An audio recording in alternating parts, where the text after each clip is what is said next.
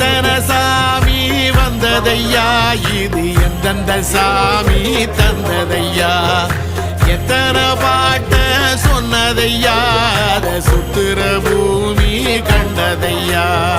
அடிச்சு வீசும் காத்துலையும் அந்த தகப்பனாச சுத்துதையா